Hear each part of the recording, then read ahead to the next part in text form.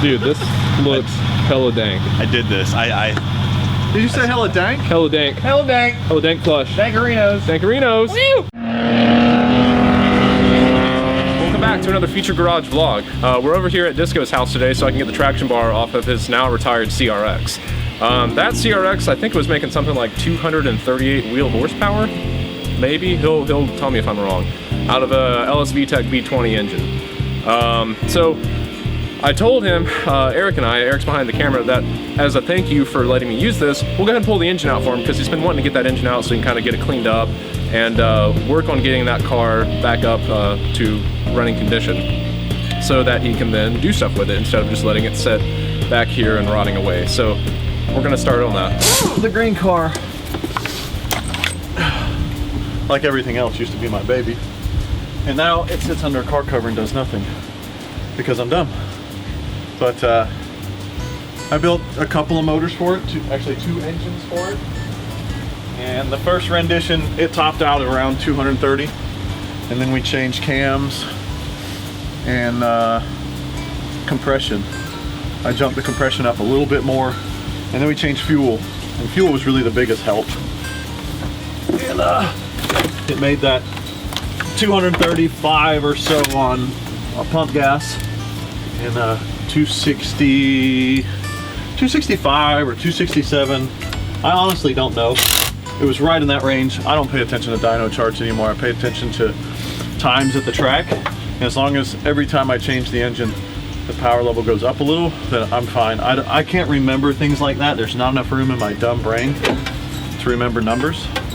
So it was a fun car. It ran low 11s in the quarter mile when everybody else was going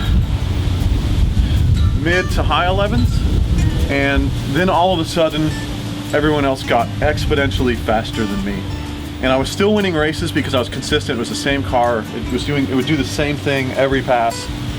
But I was only winning by attrition, by people braking and people making mistakes. And that's when I just finally decided to sideline it because it would cost so much money for me to catch up with the guys like Min.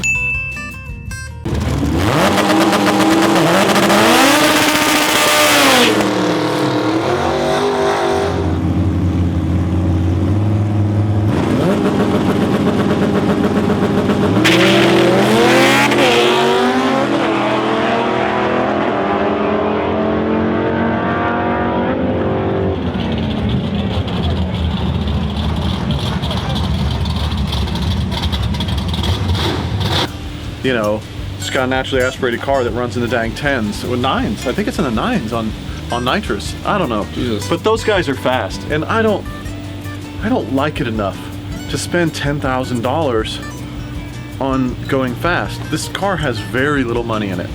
Very little money. I built it initially on a super budget. I literally walked into my shed that I just tore down and found parts to build an NA setup. And I had enough parts to build something because I had just blown up my turbo setup that was in the car. I found enough parts, threw together a block, and it made like 230. And that's when I was sold on NA. You want to climb back in? Yep.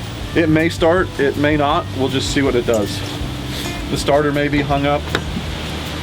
I'm kind of leaning towards hung up starter, but we'll see.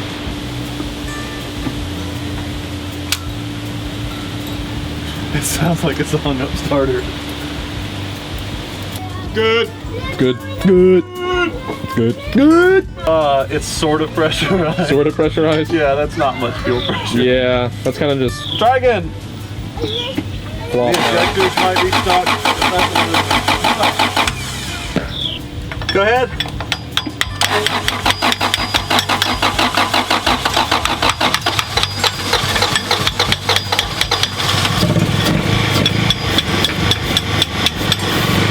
This is nice. I like. Very nice.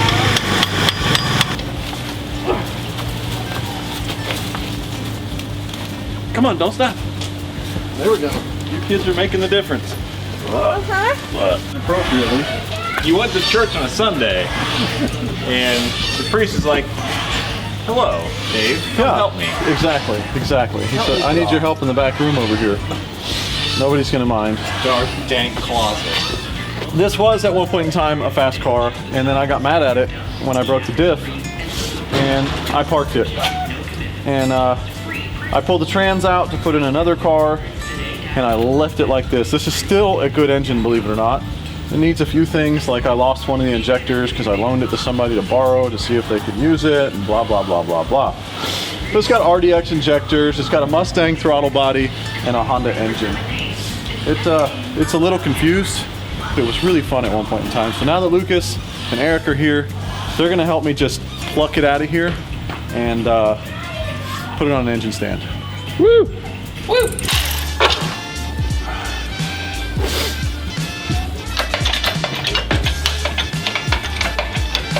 Can you grab hold of it and roll it back, Eric? Good? Let's go up. One old engine. Bummer if it's not that old. I just shouldn't have left it out here. Ready, Freddy?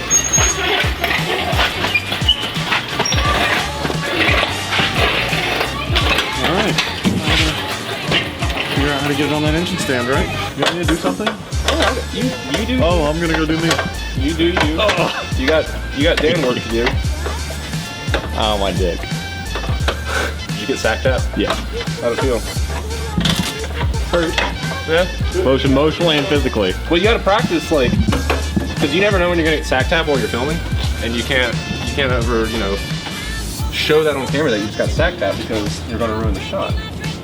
Okay, well, I'm back at my house now. We took a wing and beer break and then parted ways. So Eric's gone, Disco is gone, and now I'm just all by myself. No one to hang out with. Well, I guess you guys can hang out with me. So, cool. So I'm gonna go ahead and take this traction bar apart, give this section a coating of paint, and tomorrow I'll put it all back together and put it in the car and see how it do.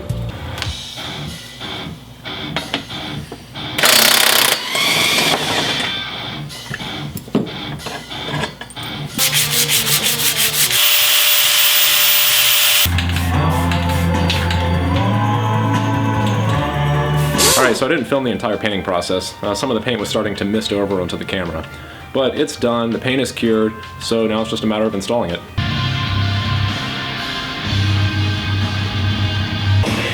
How tight are these on?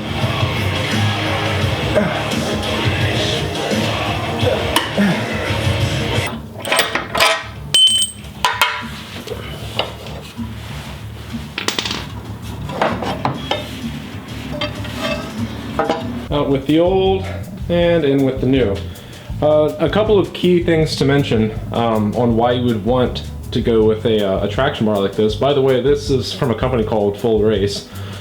The two main reasons are you're going to replace the soft rubber bushings at the end of the radius rods with now metal spherical bushings. And the other point worth mentioning is the radius rods on the new traction bar, as you can see, are adjustable.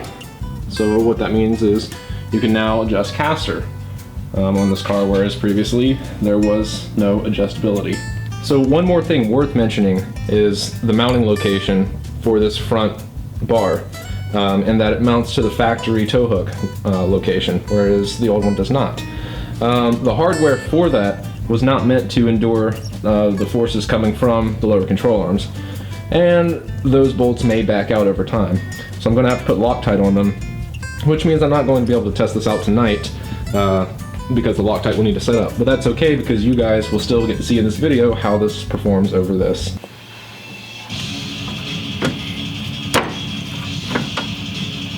Come on. Yeah, you can do it. There it is.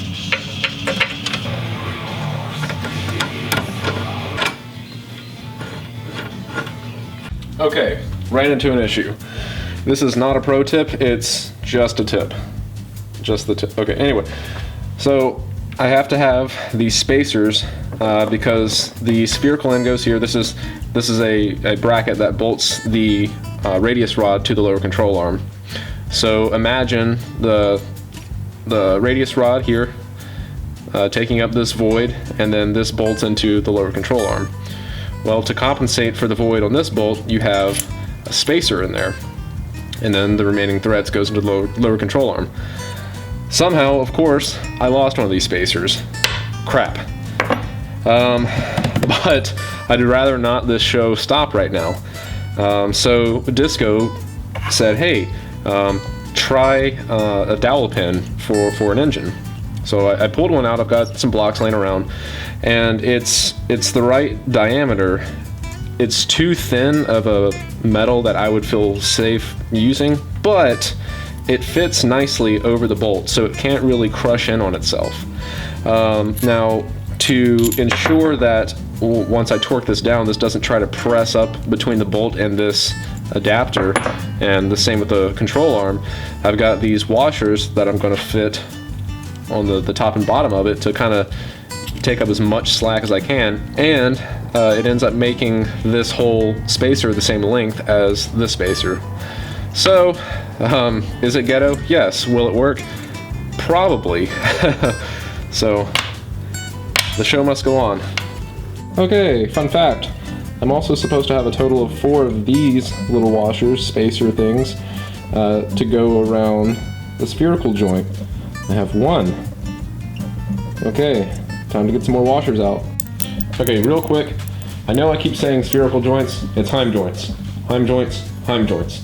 I'm sure someone is probably skimming through this video and they're gonna miss this part and they're gonna go to the comment section and be like, oh, you idiot, it's a Heim joint. Bleh. I'm sorry. I'm very sorry. It's a Heim joint.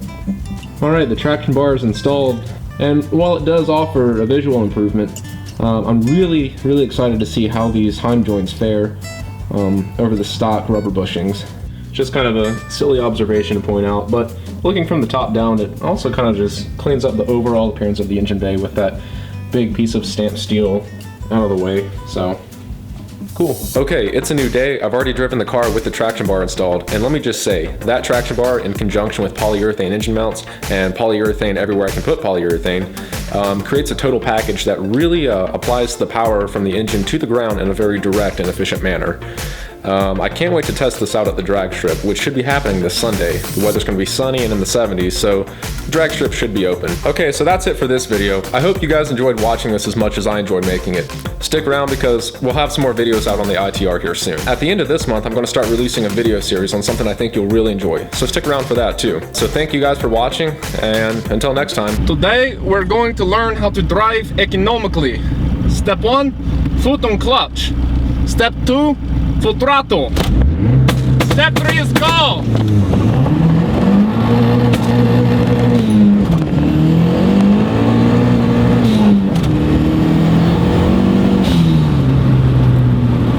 Now you're very economical in driving.